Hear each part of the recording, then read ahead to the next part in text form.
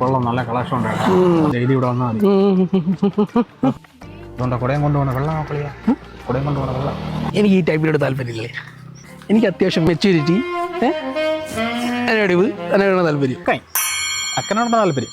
അക്കരല്ല, എനിക്കൊരു 35-40. 40 കൂടെ നീ 40, 45, 50 മാക്സിമം. അതിനപ്പുറം പോകില്ലേ. 50 മാക്സിമം. 50 മാക്സിമം. അമ്മൂമ്മ സേഫായി.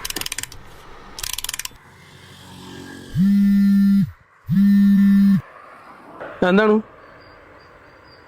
ഞാൻ പറഞ്ഞ വരുമ്പോ വെച്ചോണ്ടാന്ന് എന്റെ ഫോൺ വെച്ചാൽ മതി.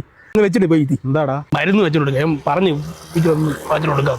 അല്ലയാ, അമ്മയും അച്ഛനും നമ്മളെങ്ങനെ വിളിക്കണം ദേഷ്യപ്പെടല്ലേ കേട്ടോ. അല്ലേ പയ്യന്മാരിടയിലിരിക്കുമ്പോഴേ. എനിക്ക് മനസ്സിലായി, ഞാൻ എല്ലാ കാര്യത്തിനും നമുക്ക് സപ്പോർട്ടാണ്, അറിയാലോ. പക്ഷേ നമ്മളെ വീട്ടുകാരെ നമ്മൾ നോക്കണം. അപ്പൊ അവരെ നല്ലല്ലോ നോക്കിയാലേ നമ്മളെ ജീവിതത്തിൽ എഴുന്നേറ്റുണ്ടാവും. ഇനി വിളിക്കുമ്പോൾ ദേഷ്യപ്പെടല്ലേ കേട്ടോ. ഇല്ല, നീ അമ്മയെ തിരിച്ച് വിളിച്ചിട്ട് പറ, അമ്മ ഞാൻ ഇപ്പം മരുന്ന് വാങ്ങിച്ചോണ്ട് വരാമെന്ന് പറ. അത് ഭയങ്കര ഇതാണ്, അവർക്ക് ഫീൽ. നമ്മളെ വളർത്തിയല്ലടാ അവർ കഷ്ടപ്പെട്ട്. അതിന്റെ അച്ഛനോട് പറഞ്ഞു കാലെന്തൊരു പറ്റിയ കാല് എന്തൊരു പറ്റി. അയ്യോ, അച്ഛനൊരു കാല് കാണാനില്ല. ഇന്ന് ചെറിയാണോ ചുമ്മാ കാലെന്തിനു പറ്റിന്ന് അളിയാ.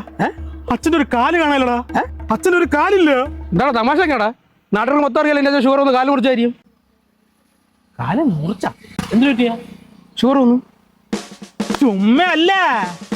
രാവിലെ പുള്ളി പത്രം വായിക്കുമ്പം മുണ്ട് താത്തിയിട്ടിരുന്ന് വായിക്കുന്നത്. അതാണ് ഞാൻ ശ്രദ്ധിക്കാത്ത കളിയാ. വീട്ടിലൊരു വിശേഷം നടന്ന തള്ള പറയൂല. വീട്ടിലോട്ട് ചെല്ലട്ട്.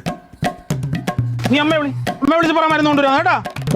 ഇവിടെ നിന്ന് ഞാൻ 10 മിനിറ്റ് കഴിഞ്ഞ് വരാം. അപ്പൊ അവിടെ അച്ഛൻ വീട്ടിലേക്ക് വണ്ടി എടുത്ത് മുടി സൈഡിലെടുക്കാൻ പോണോളിയാ.